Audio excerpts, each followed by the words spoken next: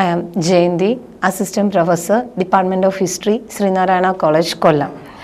Today, let us have a look on the topic, Understanding Historiography. Here, in this topic, we are going to discuss about what is historiography and what are the categories belonging to the modern Western historiography, and what are the school of thoughts belonging to the pre-modern Western historiography and modern Western historiography. What is historiography? Historiography is the history of historical writing, and historiography is generally understood as either the practice of writing history or as an analytical account of the way in which history has been written over centuries. It is ultimately a form of historical writing and follows the same methods. And what is historiography of Europe? In Europe, the genre of historiography was revived in the 16th century, and the Western historiography is broadly categorized into pre-modern Western historiography and modern historiography. The pre-modern historiography consists of 5 main trends.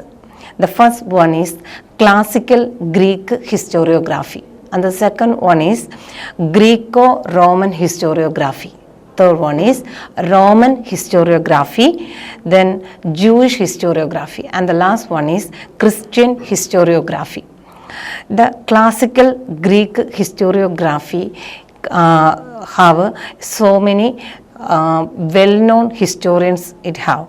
Some of them are Herodotus, Thucydides, Ephorus, etc. Herodotus was considered as the father of history, and his work is History.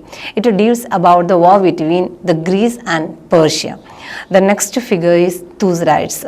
Thucydides was considered as the father of scientific history, and his well-known work is The History of Peloponnesian War, 431 BC to 404 BC.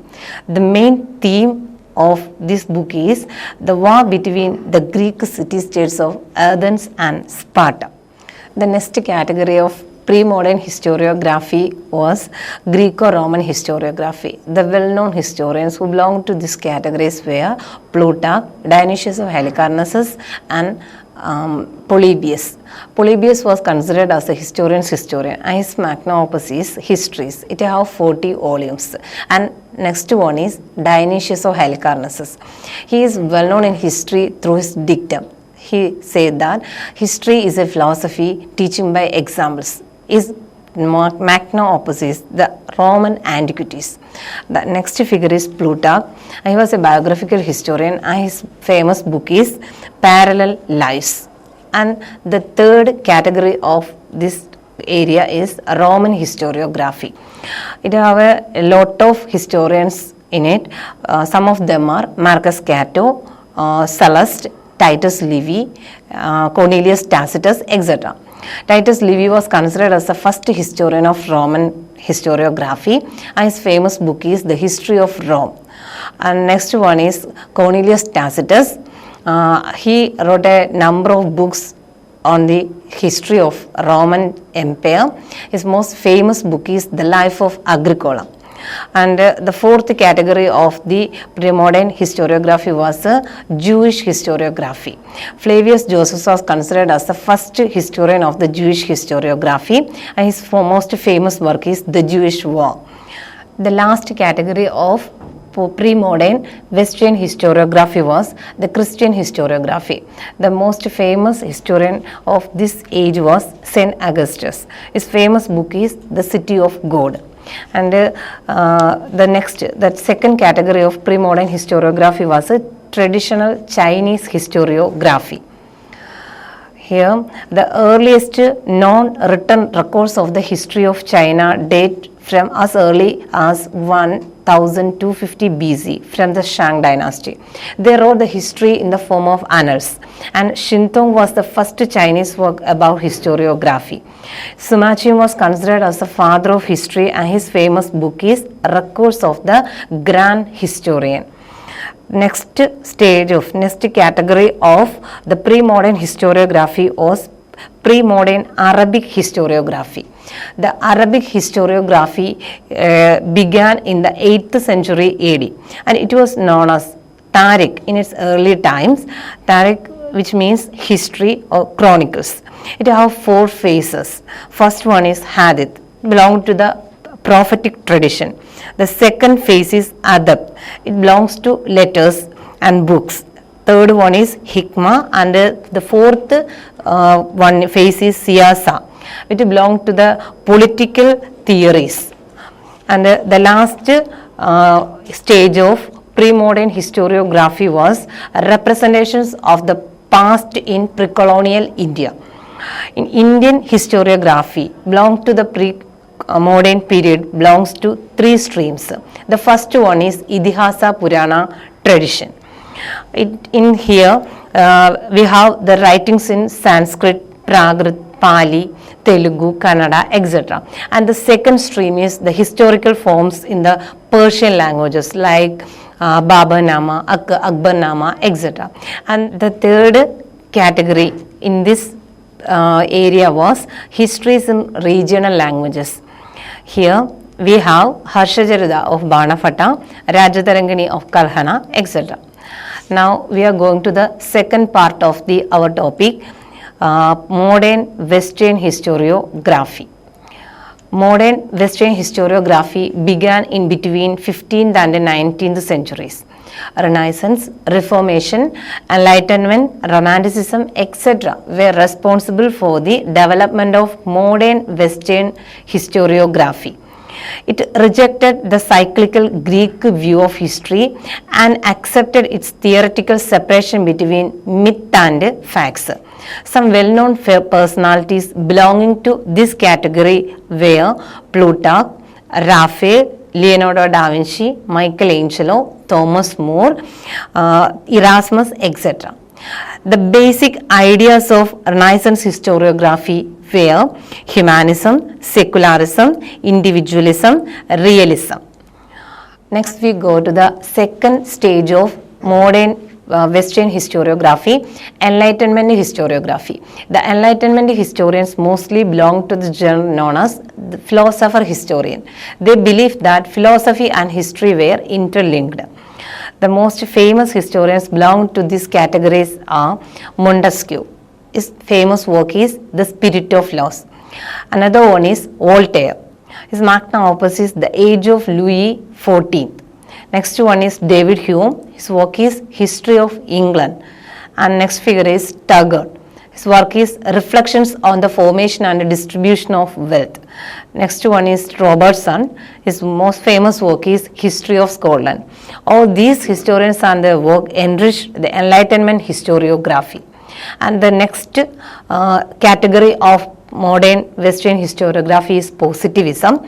Positivism was the philosophical expression and systematization of the scientific spirit that had been strengthened in the West since the 17th century. The term Positivism was coined by Auguste Comte. He was a French historian, and his 2 most famous books belong to this categories were The Course of Positive Philosophy and The System of Positive Polity. Another 2 important historical figures, they belong to the positivist school of thought, Herder and Hegel. They developed their own school of thought during that time. They are historicism and Hegelianism. The next category of the modern Western historiography was scientific history. The 19th century witnessed an enormous increase in the prestige and power of history as a much wanted form of knowledge. There was a rising demand to accord it a scientific position. The German innovations in historical writings strengthened the legitimacy of this demand. The major features belong to the scientific history of the archival turn, the hierarchy of sources, historical method, historical seminars, Eurocentrism, etc. All these methods help the history to become a scientific subject. Some of the scientific historians belong to this category are Range, Nebo, Savigny, Dilthey, Weber, Gustav Droysen, Heinrich Seibel, Richard Windelband, Simmel, Jules Michelet. The next category of the modern Western historiography was Marxist historiography. Marxism was both a theory of knowledge and a theory of revolutionary action, and it is Marxism is a history of class struggle. The Marxist historiography begins with the writings of Karl Marx, with his famous book, The Communist Manifesto. The basics of Marxism are productive forces, relations of production, mode of production, and base and superstructure. The Marxist historiography and Karl Marx begins a new epoch in the branch of historiography, and it have a tremendous influence in worldwide historical writing. We can see so many Marxist schools worldwide. Some of them are Western Marxism, Soviet Marxism, Chinese Marxism, Latin American Marxism, Indian Marxism. All these school of thoughts enriched the Marxist school of thought, and it spread the ideas of Marxism all over the world. The new Marxist historiographers they also contributed much to the Marxist school of historiography. Some of the historians they belonged to the new Marxist historiography are Donald Torr, George Root, Albert Sobol, Rodney Hilton, E.J. Hobson. And all these historiographical trends resulted the emergence of many recent trends in modern Western historiography. Some of them are Annals School, Subaltern School, Postmodernism, Structuralism, Cultural History, Microhistory, History of Everyday Life, Oral History, Gender and History, Quantitative History, etc. All these school of thoughts enrich the Western historiography, and it also produced tremendous influence upon historical writing in the world. All these school of thoughts enriched the Western historiography and produced tremendous influence upon historical writing. Thank you.